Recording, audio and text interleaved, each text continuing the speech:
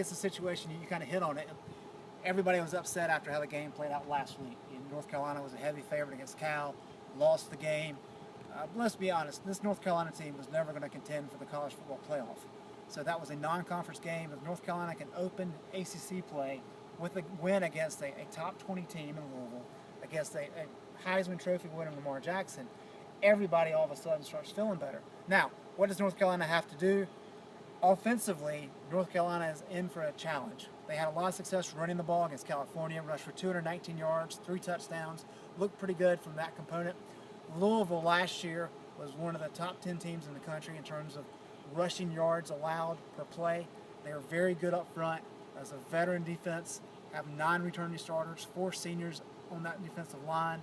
They have a new scheme with Peter Simone coming in from Mississippi State. That's going to be a unique dynamic because North Carolina has to prepare for that. Todd Grantham ran a 3-4 last year. What Louisville's doing this year is really versatile. They're doing some 3-4, doing a lot of 4-3. So that's going to be a challenge. But what that means is North Carolina cannot rely on the run game as they did last week. They've got to be able to generate some run game, but the quarterbacks have to do a better job passing the ball. That scheme has to expand. The game plan has to expand. And then we have to see the wide receivers do a better job creating separation. They got to get open. Fedora said that in his talk show on Tuesday. They have to get open. They have to create separation. They need to step up. I mean, who's the guy going to be? Is it going to be Austin Proehl? Is Anthony Ratliff-Williams going to make a play?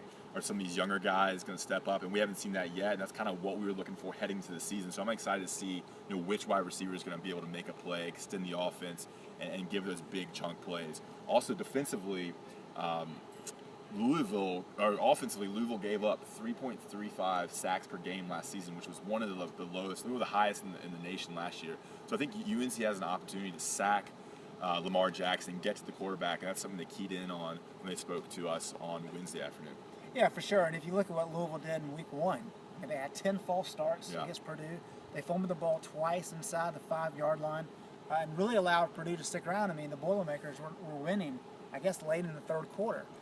And Purdue is not any better than California for sure. So it's going to be an interesting dynamic. We have a veteran North Carolina defense. MJ Stewart, talking with him, he's excited to go against a guy like Lamar Jackson. And I think they tipped their hand just a little bit with Logan Byrd being the scout team quarterback, because as John Papucha said, you can't really simulate what Lamar Jackson does.